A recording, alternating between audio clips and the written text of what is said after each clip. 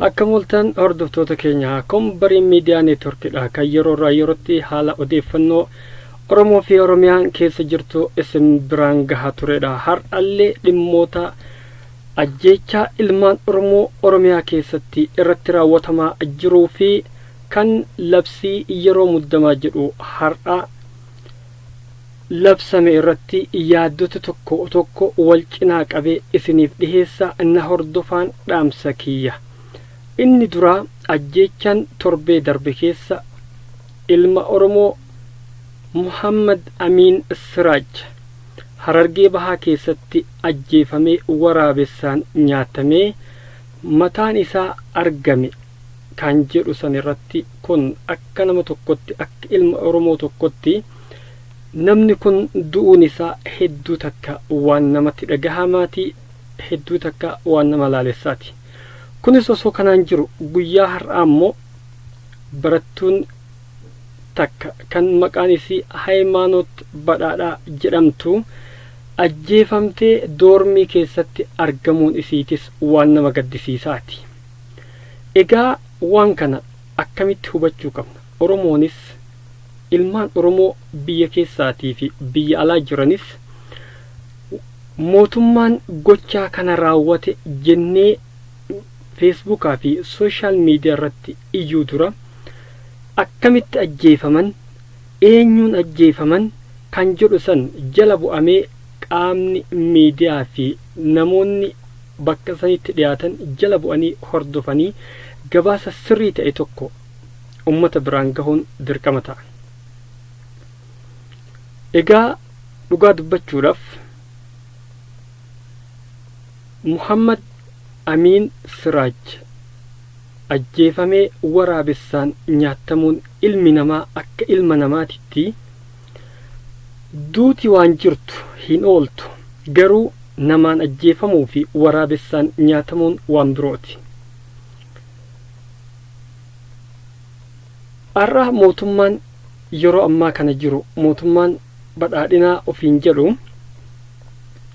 labsii yeroo muddamaa abbaan haati alangeedhaa Aadde Adaanech Abeebee irra deebi'uudhaan guyyaa har'aa baasan irratti ilmaan Oromoo ajjeefamaa, ilmaan Oromoo du'aa, kun waraabessaan nyaatamaa, labsii yeroo muddamaa wanti baafamuuf inni tokko akka ummata nama dhibeen COVID-19 namarraa namatti hin daddarbine lubbuu namaa baraaruudhaafi.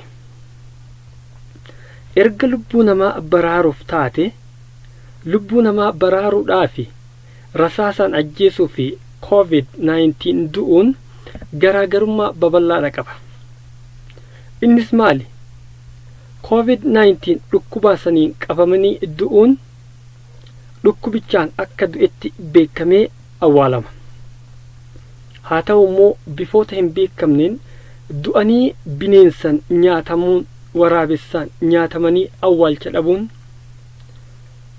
du'a irratti du'a birooti.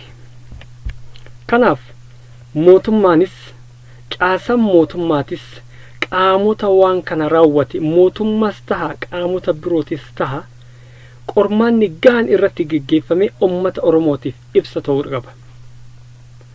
Har'a ummanni Oromoo erga TPLF ofirraa ari'es boqonnaa gaarii argatee hin beeku, kun hin haalamu. Akki ummanni Oromoo barbaadee fi akki qabsoon Oromoo itti deemtes garaagarummaa qaba. Kun hayyoonni Oromoo kanneen qabsoo Oromoo geggeessaa turan harka miliquunis ifa gala. Egaa Oromoon akkuma kanaan dura ibsoota kiyya keessatti kennaa ture baroota chaartaraatis akkasitti sobamee qabsoo isaa bifa birootitti geeddaramee haaraatti lafaa ka'ame. Qabsoo fincila xumura gabrummaa geggeeffame keessattis qabsoon Oromoo akka yaadamee fi qeerroo fi qarreen Oromoo dhiigatti dhangalaasanis bakka yaadan osoo hin gahin warrootuma isaan itti qabsaa'aa turan bifoota biroo jijjiirattee harka buute. Kanaaf gaa Oromoon har'as waan barbaadu biyya isaa irratti, lafa isaa irratti, lafee isaa irratti kan argachuu dadhabee yeroo irraa yerootti duuti itti akka aadaa itti taatee mul'achaa jirtu kun Oromoorraa honga taatee dhaabbachuu qabdi jechuudha. Maaliif har'a saboota biroo keessatti sabaa fi sablammoota biroo keessatti boo'ichi yeroorraa yerootti kan dhagahamu miti. Naannoo Oromiyaa keessatti argaa jirra, dhagahaas jirra. Mootummaan naannoo Oromiyaa obbo Shimallis Abdiisaa caasaalee ajjeechaa raawwatan kana keessaa yoo harka hin qabaatin ummata Oromootiif warroota gocha kana raawwatan caasaa keessanis haa ta'u namoota biroo namoota dhuunfaatis haa ta'u isa kana xiinxalaan qormaata ga'aa geggeeffamee warroonni waan kana hojjetanis seeratti dhiyaatanii seeraaf adabamuudha qabanii ummanni Oromoo dhugaa jiru dhaga'uudha qaba. Hanga kana hin goonetti hanga kun hin mul'annetti hanga dhugaan jiru hin mul'annetti ummanni Oromoo yeroorraa yerootti du'aatumaan deema. Garuu qabsoo Oromoo du'uu hin dandeessu. Maaliif dhalootarraa dhalootatti dhaalmahaan dhufte waan taateef qabsoon inuma yeroorraa yerootti gara fuulduratti tarkaanfachaa waan barbaadu akkuma kaleessa Oromoo waan barbaadu waan gaafatu waan irratti xiyyeeffatuu fi gaafii mirgas tahee gaafii abbaa biyyummaa hanga goonfatutti qabsoon Oromoo duuba akka hin deebines mootummaanis ummannis akka gaariitti hubata. Egaa kanaaf ajjeechaan ilmaan Oromoo irraa dhaabbachuudha qaba. Har'as odeeffannoon nuti dhageenyu abbaa imaanaa magaalaa Finfinnee pirezidaantii Maammeen haadha isaa kan duuteef Rabbiin rahmata isaa godhu isaanii haa godhu isaa fi firoottan isaatiifis Rabbiin jajjabina haa kennuufi isaa haadha isaa awwaalachuu deemu karaa irratti poolisii Oromiyaatiin qabamee hidhame kan jedhu odeeffannoon sooshaal miidiyaa irra deemaa jira. Kunis waan Oromoon barbaadu nama nagahaan karaa deemu nama nagahaan bobba'u nama qawwee harkaan qabne nama waan tokko harkaan qabne to'annoo jala oolchuun ummata Oromoo miliyoona 50 ol jiru kana yeroorraa yerootti to'annoo jala oolchina jechuun waan hin fakkaanne. Kanaaf badhaadhina jecha ummataaf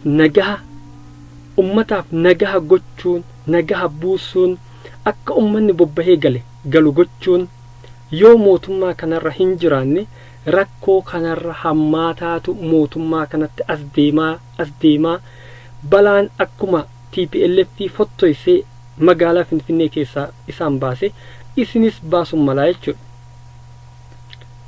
Waa hunda dura nageenya ummataa kan jedhamuuf maaliif filannoon kan darbeef maaliif dursa nageenya ummataa haa dursu.